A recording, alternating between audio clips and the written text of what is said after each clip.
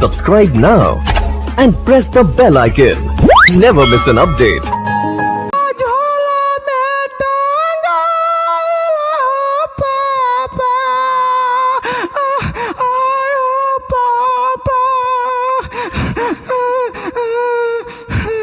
का भइल हो बचिया, का भई?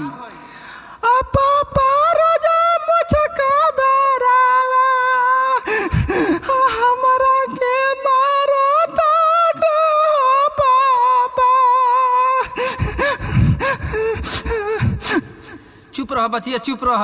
ए दवाद जी, हमारा लड़की के काहे मारा ताड़? ए ससुर जी, मारी डांटी ना तो कई के चाटी। काहे मारा ताड़? का कमी बा हमारा लड़की में?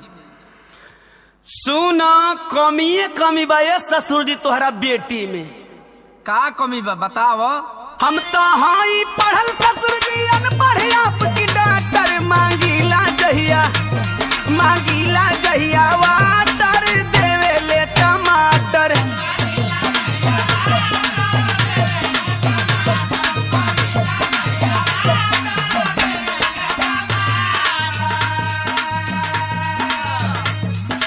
थोड़ा पढ़ के इंग्लिश बोले सीधा ना है बैंड है जो मेरा घसी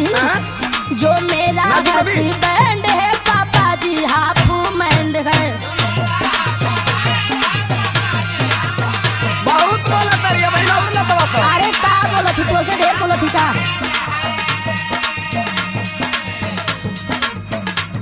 लाके देवे पाइप जब वो लाई कही के वाइफ हो।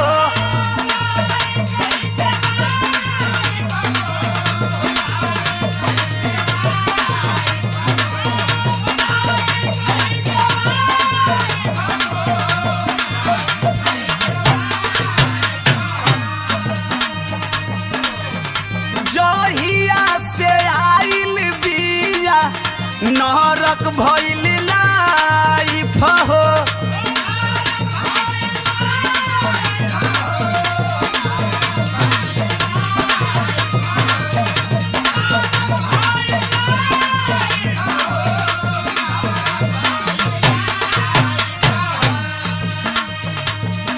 एकरे चलते फिल्म नहीं देखी हैरी पॉटर। मांगीला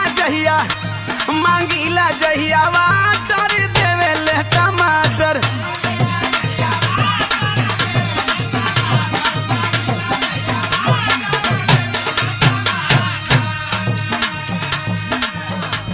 खाली अंग्रेजी में का रेला बक बक पापा।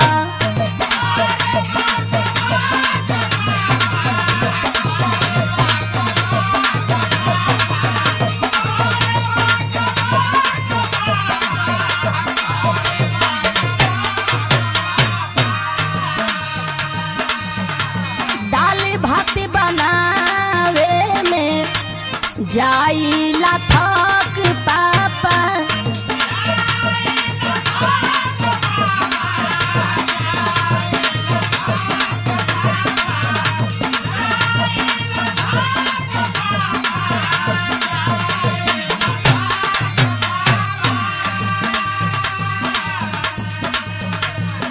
कोई ना समझाए इनको, जो भी इनका फ्रेंड है।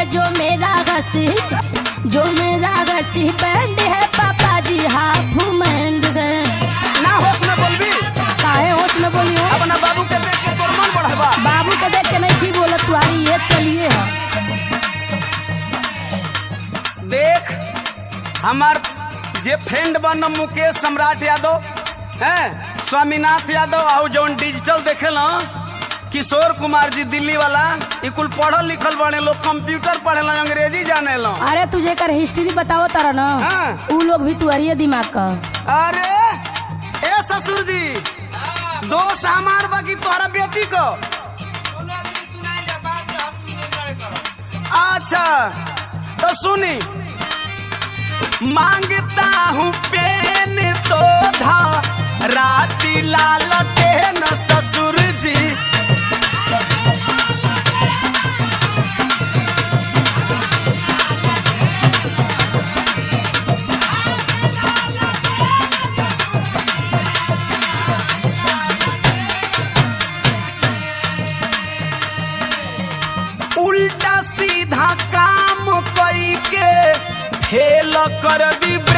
ससुर जी। जितनी झूठ बोले के है बोली ना, झूठ बोला तनी रे। झूठे का पढ़ाई कैले हो तू।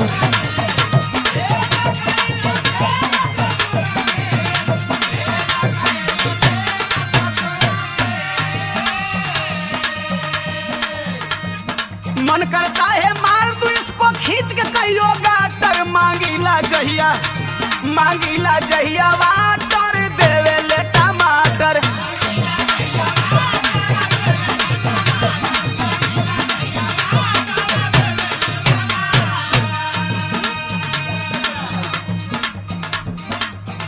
आपने को गलती तो कहबा ना। का गलती बरे? चिकन बतिया ले हला। चिकन न बतियाई। सुना हाँ सुना। रोजे पी के आवेला तो करेला ठोकाई पापा।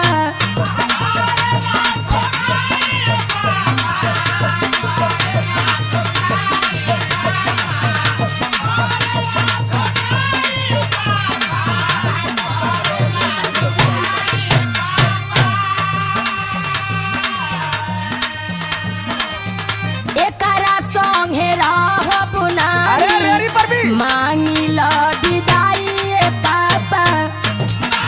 बहुत तू अपना बाप के देख के साहब बोला तारी। बोला ही तो परी ना। सहूर से बोल पर मरद है। अरे तो तू ढंग से बोला।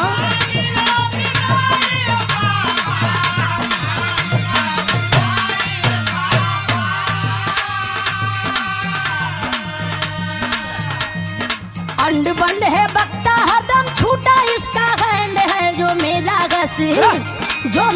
हसी बंड है पापा जी हाफ मैंड है। मांगीला जहिया वाटर देवे ले टमाटर। जो मेरा हसी बंड है पापा जी हाफ मैंड है। मांगीला जहिया वाटर देवे ले टमाटर। जो मेरा हसी बंड है पापा जी हाफ मैंड है।